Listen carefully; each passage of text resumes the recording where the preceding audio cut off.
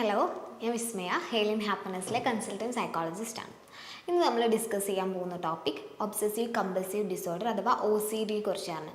നമ്മളെല്ലാവരും വസ്വേഴ്സ് എന്നൊക്കെ പറയുന്നത്, അതായത് ഒരു വൃത്തി കൂടുതലായിട്ട് കാണിക്കുക എല്ലാ കാര്യത്തിലും, ഡേ ടു ഡേ ആക്ടിവിറ്റീസിൽ നമ്മളൊരു നോർമലി ഉണ്ടാകുന്നതിനേക്കാളും കൂടുതലായിട്ട് ആ വ്യക്തി എല്ലാ കാര്യത്തിലും ഭയങ്കര വൃത്തി കാണിക്കുമ്പോൾ നമ്മൾ നോർമലി പറയുന്നത് വസ്വേഴ്സ് എന്ന്. പക്ഷേ ഇതൊരു വൃത്തി മാത്രമല്ല, എന്തൊക്കെ കാര്യങ്ങളാണെന്ന് നമുക്ക് നോക്കാം. ഇതിൽ ഒബ്സഷനും കമ്പൽഷനും ഒരുമിച്ച് വരുമ്പോഴാണ് നമുക്കതിനൊരു OCD ഒബ്സസീവ് കമ്പൾസീവ് ഡിസോർഡർ എന്ന് പറയാൻ പറ്റുക. ഒബ്സഷൻ എന്ന് പറയുമ്പം അതായത് റിപ്പീറ്റഡ് ആയിട്ട് നമ്മുടെ മൈൻഡിൽ വരുന്ന തോട്ട്, അതിൽ പ്രത്യേകിച്ച് ഒരു യുക്തിയൊന്നും ഉണ്ടാവില്ല. ലോജിക്കലി ചിന്തിക്കുന്ന സമയത്ത് അവിടെ ഒരു കാര്യം ഉണ്ടാവില്ല. പക്ഷേ നമ്മുടെ മൈൻഡിൽ റിപ്പീറ്റഡ് ആയിട്ട് അനാവശ്യമായിട്ട് ഇങ്ങനെ ആ തോട്ട്സ് വന്നുകൊണ്ടിരിക്കും. അതേസമയം നമുക്കതിനെ കൺട്രോൾ ചെയ്യാമെന്ന് വെച്ചാൽ പോസിബിൾ അല്ല, കൺട്രോൾ ചെയ്യാൻ പറ്റില്ല. അപ്പോൾ ഈ ഒരു തോട്ട്സ് ഇങ്ങനെ വന്നുകൊണ്ടിരിക്കുന്നത് നമുക്ക് ഭയങ്കര ഒരു ഉത്കണ്ഠയിലേക്ക് ലീഡ് ചെയ്യും. അതായത് ഒരു ആൻസൈറ്റി ആയി മാറും. ആ ഒരു ആൻസൈറ്റി കുറയ്ക്കാനായിട്ട് നമ്മൾ എന്ത് ചെയ്യുന്നു വെച്ചാൽ ആ ഒരു പ്രവൃത്തി ചെയ്യാനായിട്ട് ശ്രമിക്കും. അതിനെയാണ് കമ്പൽഷൻ എന്ന് പറയുന്നത്. അതായത് റിപ്പീറ്റഡ് ആയിട്ട് നമ്മുടെ മൈൻഡിൽ ഒരു തോട്ട് വരികയും അതിനെ കൺട്രോൾ ചെയ്യാൻ പറ്റാത്തത് കാരണം അത് റെഡ്യൂസ് ചെയ്യാനായിട്ട് നമ്മളൊരു ആക്ഷനിലേക്ക് പോകും. അതാണ് കമ്പൽഷൻ എന്ന് പറയുന്നത്. ഓക്കെ, ഇത് കൂടുതലായിട്ട് നമുക്ക് ഇപ്പോൾ കണ്ടുവരുന്നത് ഒരു ചെക്കിങ് കമ്പൽഷൻ എന്ന് പറയും. അതായത് ഇപ്പോൾ ഡോറൊക്കെ ക്ലോസ് ചെയ്തോ എന്നുള്ളൊരു കൺഫ്യൂഷൻ, അല്ലെങ്കിൽ അത് കൺഫ്യൂഷൻ തീർക്കാനായിട്ട് വീണ്ടും അങ്ങോട്ട് പോകുന്നതായിട്ടും കാണാം. അവിടെ ഒരു ഒബ്സഷൻ എന്ന് പറയുന്നത് ഡോറ് ക്ലോസ് ചെയ്തു എന്നുള്ള ഒരു റിപ്പീറ്റഡ് ആയിട്ട് മൈൻഡിൽ വരുന്നൊരു തോട്ട്. അപ്പം നമ്മൾ അത് അവിടെ ഒരു ആക്ഷനായിട്ട് വരുമ്പോൾ നമ്മൾ ആ ചെക്ക് ചെയ്യാനായിട്ട് റൂമിലോട്ട് പോകും, അല്ലെങ്കിൽ ഗ്യാസ് കറക്റ്റായിട്ട് ഓഫ് ചെയ്തിട്ടുണ്ടോ എന്നുള്ളൊരു കാര്യം നമ്മുടെ മൈൻഡിൽ വരും. പിന്നെ വീടൊക്കെ പൂട്ടി പോകുന്ന സമയത്ത് ഡോറ് കറക്റ്റ് ലോക്ക് ചെയ്തിട്ടില്ലെങ്കിൽ പോയ സ്ഥലത്ത് നിന്ന് തിരിച്ചു വരും. ഇങ്ങനെയുള്ള കാര്യങ്ങളൊക്കെ നമ്മളിപ്പോൾ സിനിമയിലാണെങ്കിലും പൊതുവേ ചില സ്ഥലങ്ങളിലൊക്കെ ചിലരുടെ ആക്ടിവിറ്റീസിൽ നമ്മൾ കാണുന്നതാണ്.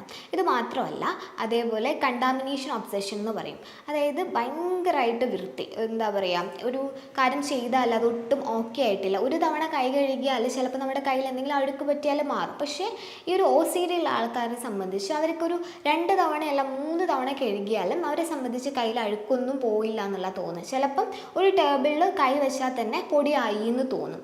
ആ ഒരു തോന്നൽ കാരണം അവർ കൈ കഴുകാനായിട്ട് പോകും. കൈ കഴുകുന്നത് ഒരു 2 or 3 പ്രാവശ്യം ചെയ്താലൊന്നും അവർ സ്റ്റോപ്പ് ചെയ്യില്ല. ഒരു 10 തവണയെങ്കിലും ചെയ്താൽ മാത്രമേ അതൊരു വൃത്തിയായി എന്ന് അവരെ സംബന്ധിച്ച് തോന്നും. ഒരു പൊടി കയ്യിൽ പറ്റിയാൽ ഒരു 2-3 തവണ കഴുകിയാൽ അത് മാറി. പക്ഷെ അവരത് മനസ്സിലാക്കുന്നില്ല. അവർക്കത് അനാവശ്യമായിട്ടാണ് അവിടെ ഒരു പ്രവൃത്തി വരുന്നത്. അപ്പോൾ അതേസമയം അവർക്കത് ചെയ്യാതിരിക്കാമെന്ന് വെച്ചാൽ പോസിബിൾ അല്ല. ഭയങ്കര ഇറിറ്റേഷൻ ആയിരിക്കും. ആ ഒരു ഇറിറ്റേഷൻ കൊണ്ട് ആ ഒരു ആൻസൈറ്റി ആയി മാറിയിട്ട് അതിനെ കൺട്രോൾ ചെയ്യാൻ പറ്റാത്തത് കാരണമാണ് അവർ ആ ഒരു പ്രവൃത്തിയിലേക്ക് പോകുന്നത്, അതായത് കൈ കഴുകുന്നത്.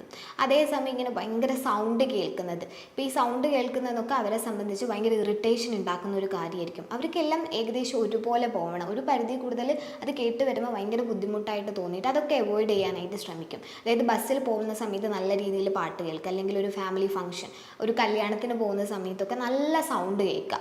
അപ്പോൾ ആ സൗണ്ട് അല്ലെങ്കിൽ ആ ഒരു ക്രൗഡിൻ്റെ ആ ഒരു ശബ്ദമൊക്കെ കേൾക്കുമ്പോൾ, അല്ലെങ്കിൽ ഒരു പാട്ട് വെച്ച് കേൾക്കുന്ന സമയത്ത് ഭയങ്കര ബുദ്ധിമുട്ടായിട്ട് മാക്സിമം ആ സിറ്റുവേഷൻ അവോയ്ഡ് ചെയ്യാൻ തോന്നും. അതായത് അവിടെ ഒരു ഒബ്സഷൻ എന്ന് പറയുന്നത് റിപ്പീറ്റഡ് ആയിട്ട് അവരുടെ മൈൻഡിൽ ഇത് കേൾക്കുമ്പോൾ ഒരു ഇറിറ്റേഷൻ ഉണ്ടാവുകയും ആ ഒരു ഇറിറ്റേഷൻ അത് ഒഴിവാക്കാനായിട്ട് ആ ഒരു സിറ്റുവേഷനാണ് അവിടെ അവോയ്ഡ് ചെയ്യുന്നത്. അവിടെ നമുക്ക് കമ്പൽഷനായിട്ട് വരുന്നത് ആ ഒരു സിറ്റുവേഷൻ അവർ അവോയ്ഡ് ചെയ്യുകയാണ്. മാക്സിമം അവിടെ ഒരു അവോയ്ഡൻസ് ആണ് ഉണ്ടാകുന്നത്. നമുക്ക് എല്ലാ രീതിയിലും അവിടെ ഒരു ആക്ഷൻ എന്ന് പറയുമ്പം, ഇപ്പോൾ കൈ കഴുകുന്ന സമയത്ത് നമ്മൾ അത് എന്താണ് റിപ്പീറ്റഡ് ആയിട്ട് വീണ്ടും വീണ്ടും ഒരു 2 തവണ കഴുകേണ്ടതാണ്, ഒരു 10 തവണ കഴുകും. അതേപോലെ ഇവിടെ നമ്മളൊരു സിറ്റുവേഷൻ അവോയ്ഡ് ചെയ്യുന്നതാണ്. പല ടൈപ്പിലും നമുക്ക് ആ കമ്പൽഷനെ വേർതിരിച്ച് കാണാൻ പറ്റും. ഒബ്സഷൻ മാത്രമുള്ള കേസും നമുക്ക് കാണാൻ പറ്റും. പക്ഷേ കൂടുതലായിട്ടും OCD എന്ന് പറയുമ്പോൾ അവിടെ ഒരു കമ്പൽഷനും അവിടെ ഒരു ആക്ഷനായിട്ട് നമുക്ക് കാണാൻ പറ്റും. വെറും ഒരു തോട്ട്സ് മാത്രമാണെങ്കിൽ അതൊരു ഒബ്സഷനാണ്. അന്നങ്ങനെ നമുക്കതിനെ മനസ്സിലാക്കാനായിട്ട് പറ്റും.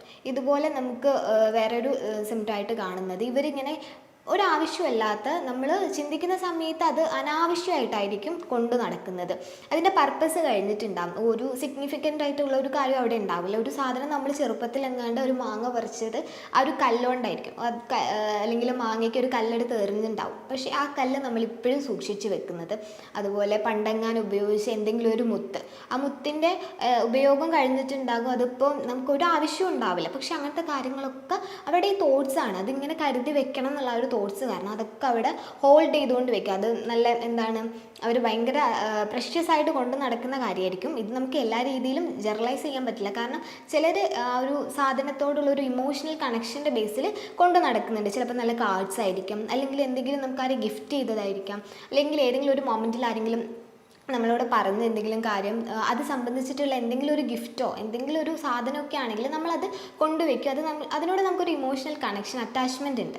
അതല്ലാതെ ഒരു കാര്യവുമില്ല, അനാവശ്യമായിട്ട് ഒരു കാര്യം ഇങ്ങനെ നമ്മൾ സൂക്ഷിച്ച് വെക്കുന്നുണ്ടെങ്കിൽ അതും OCDയുടെ ഒരു ഭാഗമാണെന്ന് നമുക്ക് മനസ്സിലാക്കാനായിട്ട് പറ്റും. അതുപോലെ ഒരു റിലീജിയസ് തോട്ടിൻ്റെ ബേസിലാണെങ്കിൽ ഇപ്പോൾ അമ്പലത്തിലൊക്കെ ഒരു പ്രദക്ഷിണം വെക്കുവാണെങ്കിൽ ഒരു 5 തവണ വെക്കേണ്ടതായിരിക്കും. പക്ഷേ ഇവർക്കൊരു ഡൗട്ട്, ഞാൻ 5 തവണ വെച്ചിട്ടില്ല എന്ന് കരുതിയിട്ട് ഒരു 10 തവണ വീണ്ടും കറങ്ങാനായിട്ട് ശ്രമിക്കും. അതുപോലെ പ്രാർത്ഥിക്കുന്ന സമയത്താണെങ്കിലും വൃത്തിയായിട്ടില്ല എന്ന് കരുതിയിട്ടൊക്കെ വീണ്ടും കുളിക്കാനായിട്ട് ശ്രമിക്കുക. അതേപോലെ ഇപ്പം നിസ്കരിക്കുവാണെങ്കിലും അപ്പം അത് കറക്റ്റായിട്ട് ചെയ്തിട്ടില്ല എന്ന് കരുതിയിട്ട് വീണ്ടും വീണ്ടും ചെയ്യാനായിട്ട് ശ്രമിക്കുക. അങ്ങനെയുള്ള റിലീജിയസ് ഒബ്സെഷനും നമുക്ക് കാണാൻ പറ്റും. അതിൻ്റെതായിട്ടുള്ള കമ്പൽഷനും നമുക്ക് കാണാൻ പറ്റും. അതുപോലെ നമുക്ക് കാണാൻ പറ്റുന്നതാണ് ഇപ്പം കുളിച്ചിട്ട്, നേരത്തെ കണ്ടാമിനേഷൻ ഒബ്സെഷനിൽ നമ്മൾ പറഞ്ഞതുപോലെ കുളിക്കുന്ന സമയത്ത് ഇപ്പോൾ വൃത്തിയായില്ല എന്ന്, കൈ കഴുകുന്നത് പോലെ കുളിച്ചിട്ട് വൃത്തിയായില്ല എന്ന് തോന്നിയിട്ട് ആ ആൾ ഒരു 10 തവണയെങ്കിലും ഡെയിലി കുളിക്കാനായിട്ട് ശ്രമിക്കും. അതായത് അയാൾക്ക് തന്നെ അറിയാം ഞാൻ കുളിച്ചിട്ട് വൃത്തിയായിട്ടില്ല എന്ന്. അപ്പോൾ വീണ്ടും വീണ്ടും കുളിക്കാനായിട്ട് അയാൾ ശ്രമിക്കും. ഇപ്പോൾ ടൈം തന്നെ ഒരു ഡെയിലുള്ള പകുതി സമയം അല്ലെങ്കിൽ 3/4 ഭാഗവും കുളിക്കാനായിട്ട് പോകും. OCDയുള്ള ആൾക്കാർക്ക് നമുക്ക് കാണാൻ പറ്റുന്നത് ഇവർക്ക് പ്രത്യേകിച്ച് കാര്യങ്ങളൊന്നും ചെയ്യാൻ പറ്റില്ല പ്രോപ്പറായിട്ട്. ആ ഒരു ഡെഡ് ലൈൻ്റെ ഉള്ളിൽ ഇപ്പോൾ എന്തെങ്കിലും വർക്ക് സബ്മിറ്റ് ചെയ്യാനുണ്ടെങ്കിൽ, സ്റ്റുഡൻസിനാണെങ്കിൽ എന്തെങ്കിലും ഹോംവർക്ക്സ് ഉണ്ടെങ്കിലും ക്ലാസ്സിൽ റെഗുലറായിട്ട് ചെയ്യേണ്ട കാര്യങ്ങളൊന്നും റെഗുലർ ആയിരിക്കില്ല. കാരണം ഇവരുടെ ഒരു പകുതി അല്ലെങ്കിൽ 1/4 ടൈമും ഇങ്ങനത്തെ കാര്യങ്ങൾക്ക് വേണ്ടിയിട്ടായിരിക്കും മാറ്റി വയ്ക്കുന്നത്. അതുകൊണ്ട് തന്നെ എല്ലാവർക്കും പെൻഡിങ് ആയിരിക്കും. ഇപ്പോൾ കുളിക്കാനായിട്ട് ഇത്ര സമയം ഉപയോഗിക്കും, അതുപോലെ തന്നെ ബ്രഷ് ചെയ്യാൻ ചിലപ്പോൾ 1 അവർ എടുക്കും, അത് രാത്രിയും 1 അവർ എടുക്കും. കുളിക്കാൻ ഇപ്പോൾ ഒരു അരമണിക്കൂർ എടുത്തിട്ടുണ്ടാകും. ചിലപ്പോൾ ആ സോപ്പ് അവർ ഉപയോഗിച്ച് കഴിഞ്ഞാൽ അവിടെ വീണ്ടും ആ സോപ്പ് വെക്കാനൊക്കെ ഭയങ്കര ബുദ്ധിമുട്ടായിരിക്കും. അപ്പോൾ ആ സോപ്പ് എടുത്ത് മാറ്റും. പിന്നെ അവിടെ സോപ്പിൻ്റെതായിട്ടുള്ള എന്തെങ്കിലും കണ്ടാൽ ഭയങ്കര ബുദ്ധിമുട്ട്. വാഷ്റൂം അല്ലെങ്കിൽ ബാത്റൂമൊക്കെ എപ്പോഴും ക്ലീൻ ആയിരിക്കണം. ക്ലീൻ ആയിട്ടില്ലെങ്കിൽ അത് ഒന്നും കൂടെ ക്ലീൻ ആക്കി എന്നിട്ടും വൃത്തിയായിട്ടില്ല തോന്നിയിട്ടുണ്ടെങ്കിൽ വീണ്ടും ക്ലീൻ ചെയ്തിട്ടൊക്കെ കുളിക്കാൻ തന്നെ റെഡി ആവത്തുള്ളൂ. അതുപോലെ ഫ്ലോറ്, അതുപോലെ നമ്മുടെ വോളൊക്കെ ആണെങ്കിൽ കുറച്ച് എന്തെങ്കിലും ചളി പറ്റിയാലൊക്കെ ഇവർക്ക് ഭയങ്കര ഇറിറ്റേഷൻ ആയിരിക്കും. ആ ചുമരാണെങ്കിൽ ആ ഒരു വെള്ളം ഉപയോഗിച്ച് കഴുകാനൊക്കെ ആയിട്ട് ശ്രമിക്കും. അങ്ങനെ എല്ലാ കാര്യത്തിലും ഒരു വൃത്തിയില്ല. നോർമലി എല്ലാവരും ക്ലീൻ ആയിട്ട് ഇരിക്കണം എന്നുള്ളതിനപ്പുറത്ത് ഇതൊരു വൃത്തി എന്നല്ല പറയേണ്ടത്, അവരുടെ ഒരു ബിഹേവിയറലായിട്ടുള്ള ഒരു ബുദ്ധിമുട്ടല്ല, ഒരു തോട്ട്സിൻ്റെ ഒരു ഭാഗമാണത്.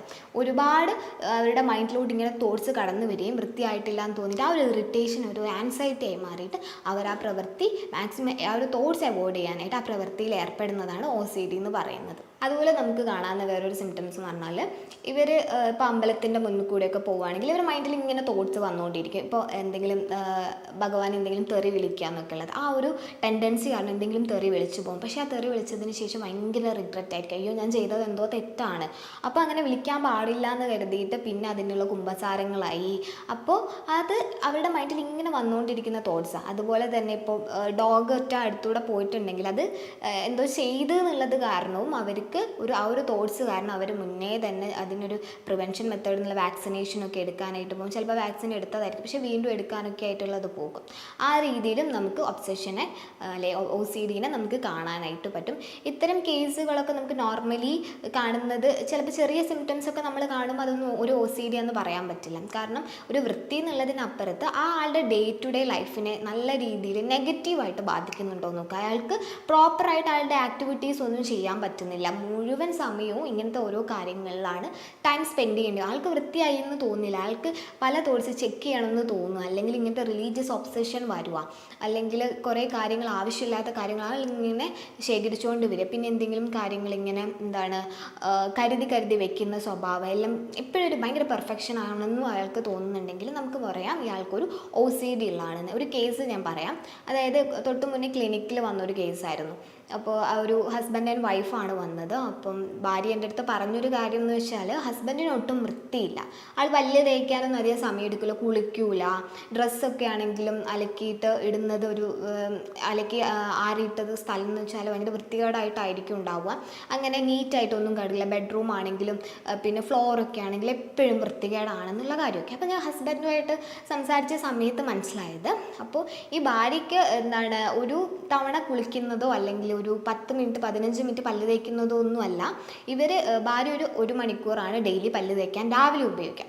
അതേപോലെ രാത്രിയും അതേ ടൈം എടുക്കും. കുളിക്കുക എന്ന് പറഞ്ഞാൽ 3 നേരം കുളിക്കും. ഓരോ സമയവും ഒരു 1.5 മണിക്കൂർ എടുത്തിട്ടാണ് കുളിക്കുക. ഇപ്പോൾ ഫ്ലോറൊക്കെ ഡെയിലി ഇപ്പോൾ ഒരാൾ റൂമിലോട്ട് വന്നാൽ വീട്ടിലോട്ട് വന്നാൽ ആൾ പോയതിന് ശേഷം വീണ്ടും വൃത്തിയാക്കും, കഴുകും.